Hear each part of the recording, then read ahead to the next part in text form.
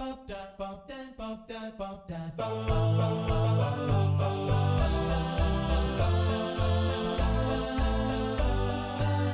Pitch by Iska Sak.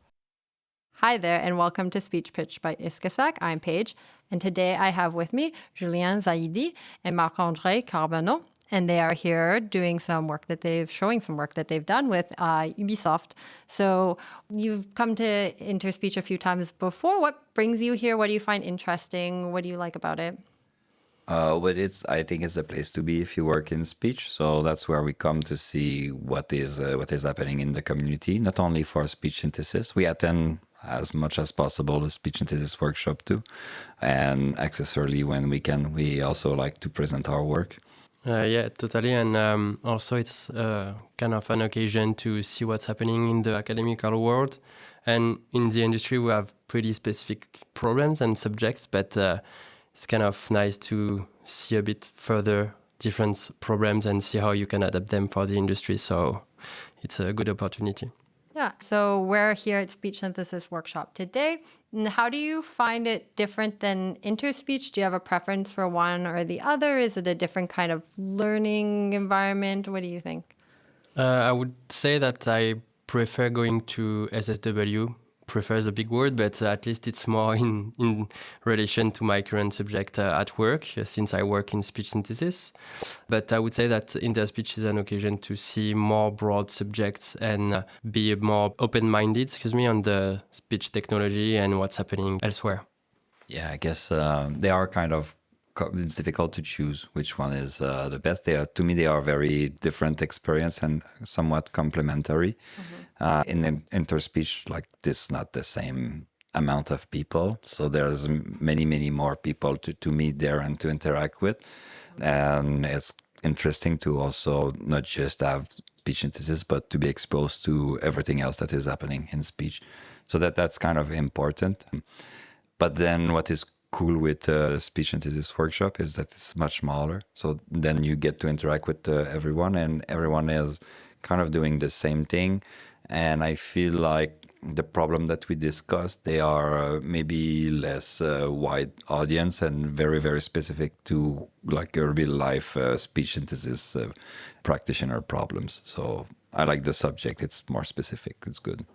Yeah, it's interesting that it's bigger, but in some cases it's smaller speech synthesis workshop. But in some cases it can be bigger as a presenter. It's something I noticed depending on what your topic is at Interspeech. Sometimes the rooms are really empty, sometimes they're really full. But here you always have like all the people at the conference or at the workshop, all their attention like there. So it can be nice for that, I think. And everyone, that everyone, the room is doing something similar, knows a little bit about it and is a little bit interested in it. I think it's a nice feeling to be surrounded by people doing what you do. So is there anything that you saw here that you've seen from your work or new topics coming up in speech research that you're really interested in? In the SSW this year, there was a lot of talk about, there's always a lot of talk about evaluation. I feel like it's the place where people are really interested about this because they have these problems in their research. I wouldn't say it's news, but I guess it's the place to see what is the state of the art practice in that regard. Yeah, I agree that more and more papers on objective evaluations and trying to bridge the gap between objective and subjective.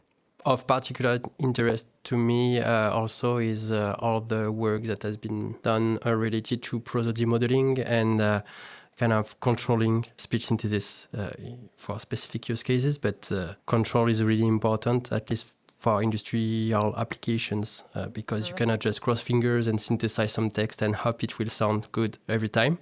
So all those kind of works, especially at SSW, are of interest to me. Yeah, and I think that the evaluation is something that maybe isn't so pertinent to a broader audience. You maybe don't see it other places because people will be like, oh, whatever in the review process. But here, we need to use it, so we see people presenting it, which is nice. And do either of you have any topic that you think is really lagging behind in the research speech world that you really need to see moving forward for industry work? Well, yeah, I guess I don't know if it's lagging. I feel like now we're doing very good at voice cloning. At least some models are doing very good at voice cloning. But yeah, this is one of the paper that we presented here in the workshop. I don't remember the title exactly, but it's about this. It's about evaluating how well we're reproducing a specific speaker. And I think when you try to do that in practice, we are both working in video games, but I think it's true for the whole industry, for entertainment. You cannot just like, oh, I got the timbre right, so I think that's good enough. Like we have to usually, sometimes we reproduce a real life character that people know from their media, like well-known character, and they have specific voice, specific delivery. You have to deliver like exactly as it is, as people expect it. And this is like first difficult to do with a model, but it's even more difficult to tell which model do that better than the others. Like we have no clue on how to evaluate this. It's a problem also in computer vision, like when you do generative modeling, getting the same face all the time.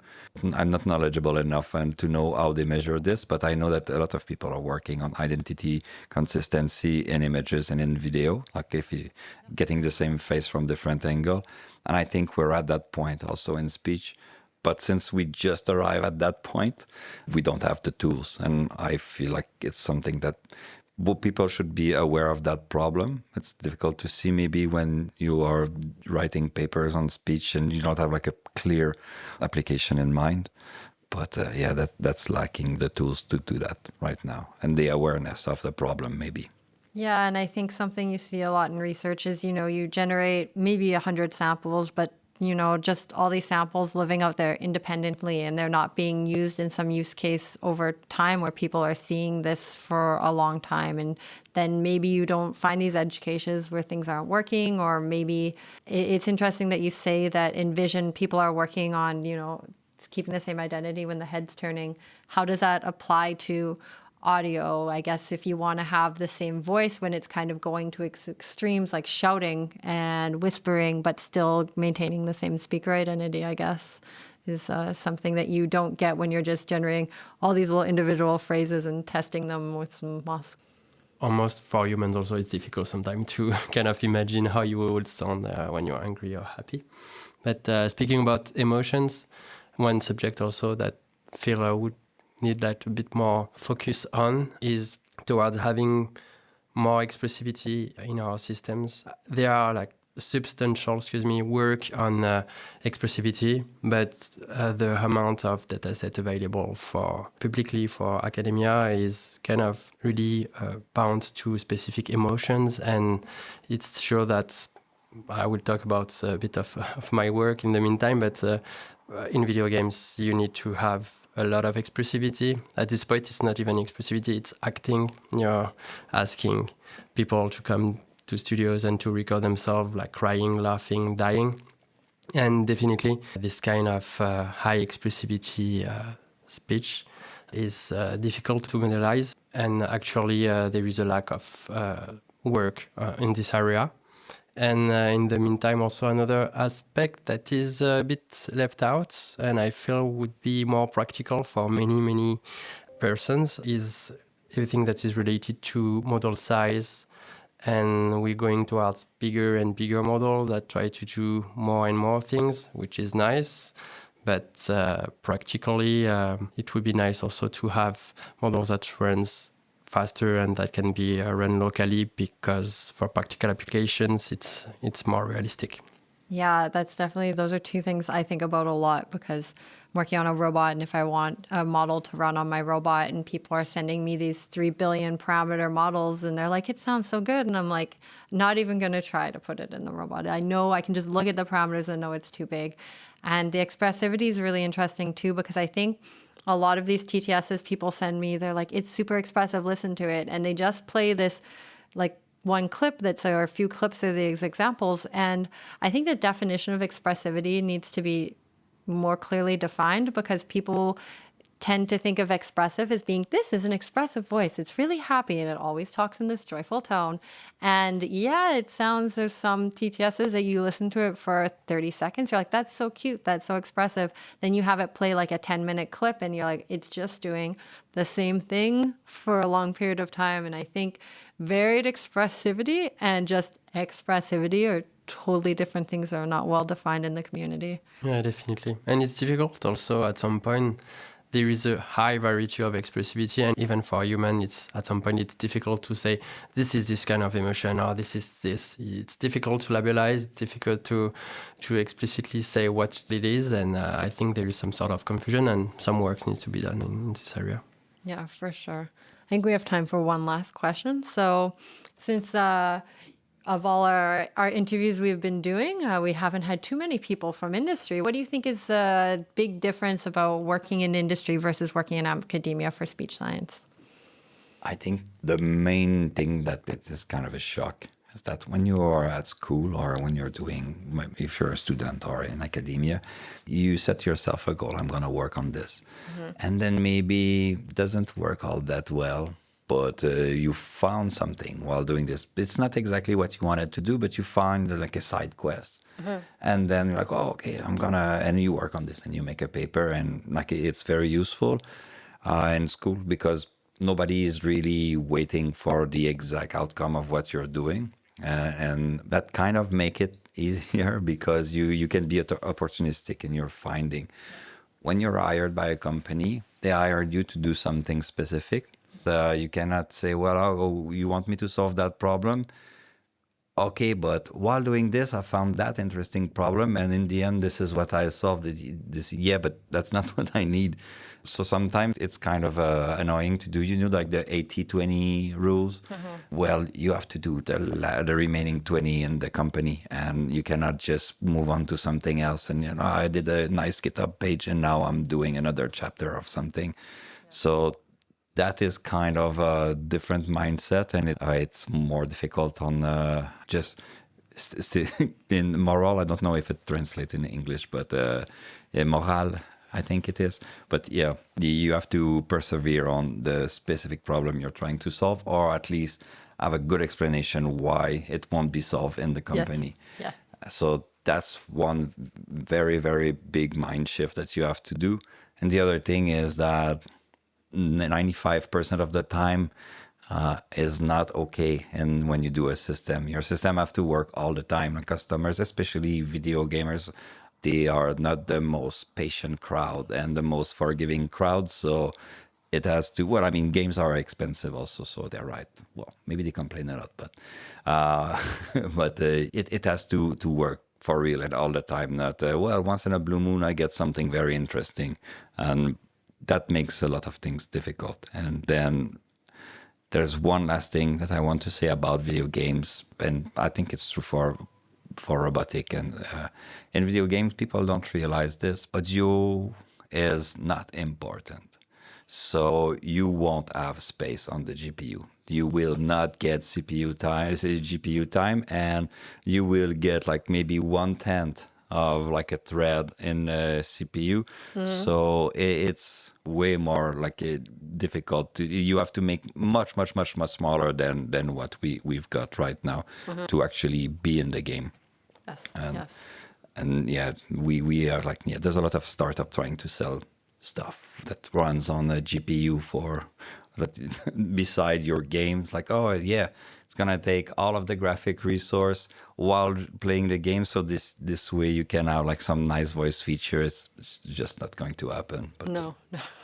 I totally agree with everything you said, definitely. Yeah, the standards are not the same. Let's say that you need to, like Marc-André said, make this work not 99% of the time, but 100%. And one thing that I learned by working, it's you need to see the big picture, like the end goal. When you're at school or you're a researcher, but academically speaking, you kind of stick onto your problem. You try to make this work in specific settings, and you're focused on doing this, and that's the only goal you have. But most of the time, not most of the time, but it can happen that it's not working the way you intended to. And there are ways to make this work. There are ways to maybe lower the expectations, but at least having something that works this time 100% of the time. And it's important at the end to realize, okay, what am I going to try to do, for which purpose, And can I redefine and see the bigger picture in order to reassign some task or change my angle of attack to solve this problem and make this industry reliable and working? And this is, I think, important to keep an eye on the bigger picture. So yeah. I forgot maybe two things that I would like to add that hearing as Julian talking about solutions. When you do research in academia, you need to publish paper, and you cannot do something that already exists. That's the nature of research. Yes. In industry, if there's something that works, don't spend 6 months trying to find your little quirk on it that will make it research. Just use what that works and work on something, and just use this, and like stop trying to reinvent the wheel. And I guess one thing that we collaborate a lot with the academics in our research. I guess all companies do now. It's kind of very standard. What we see that is the cultural shift that is very, very, things that are very different is the way things are presented. When you are in a company, you're not talking to speech researcher. So if you come with your equation, that by the way, people in academia also do that. They put equation on, like very, very complex equation on their slides with bunch of symbols. None of them are explained. And then like, oh yeah, this is science. Like I'm communicating to you. You're not, like you're just, I don't know what you're doing, but it's definitely not getting any message across. In the industry, you have to learn to talk to everyone and try to have a little bit of empathy when you communicate, and try to see, okay, how can I make people who don't have like this very long background in speech science understand what I'm trying to do, and more importantly, why I'm trying to do it. And then the most difficult part is understand that nobody cares about your layers or your equations. Is they're like, yeah, you're the expert for this. Do your stuff. I don't want to know how you're going to achieve this. Maybe mild curiosity if you have not been too boring at the beginning, but nobody cares about your luster. Just like remember that nobody cares. So thank you both, Marc-André and Julian, for speaking with me. It was really great. I got a lot of interesting information. It seems like there's a lot of problems that are related between robotics and the video game industry. So thank you, everyone, for tuning into this bonus episode. We might be interviewing your favorite speech researchers in the future, so be sure to subscribe wherever you listen to podcasts. You can also follow the ISCA-SAC on X and LinkedIn to stay updated. Until next time, have fun.